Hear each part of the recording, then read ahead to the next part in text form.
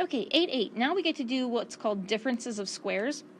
If you remember factoring it, that's what this first example is, where we recognize that these are the exact same thing.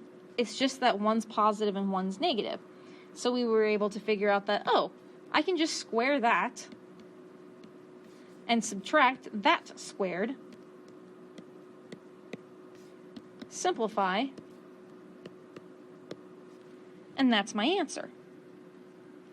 You're going to need that today, because now you're going to be doing that backwards. So if a plus b times a minus b equaled a squared minus b squared, then what we're going to do, like on 1a, is recognize that this is apparently b squared. So I'm just going to take the square root of it. What is the square root of c squared? That would just be c. That means b equals c. It's kind of confusing, but that's what it is. And for the 81, again, I'm just going to square root that so that I know that a equals 9.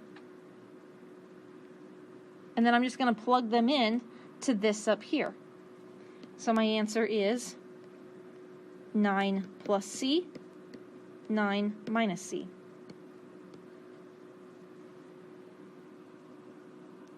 Okay, I'm going to do lots of examples because this one definitely is kind of weird to wrap your brain around. So 1b. Again, I start just by taking the square root. So the square root of 64 is 8, and the square root of g squared is g. So that means a is 8g.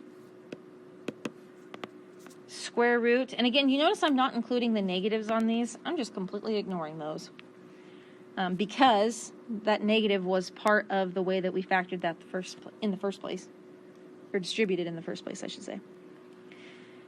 All right, square root of h squared is just h.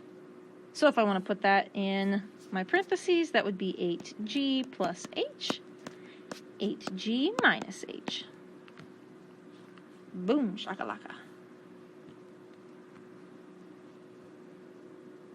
All right, let's try some more. I want to try 1c. Here's the thing.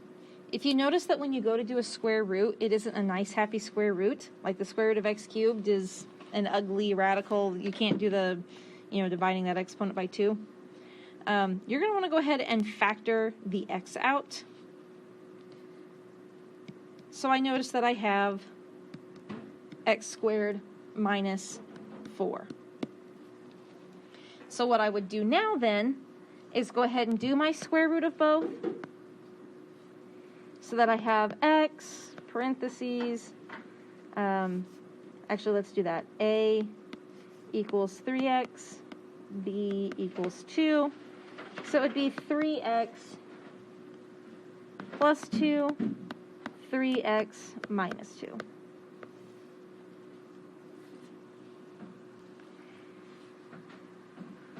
Alrighty, I think actually I'm going to do 3c because that one looks kind of interesting.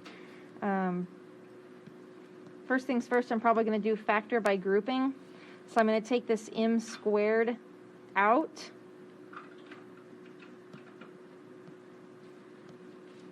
And I have 2m plus 1. And then let's see, I can take a negative 25 out, which would just leave me with m plus 1. No, I'm sorry, 2m plus 1.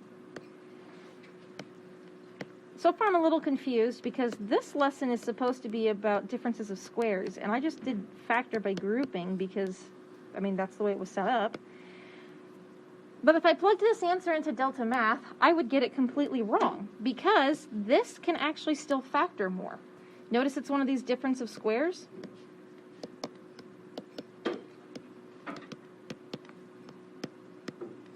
Okay, so you want to go ahead and factor that, but go ahead and pull this parentheses to tack on as a third multiplier.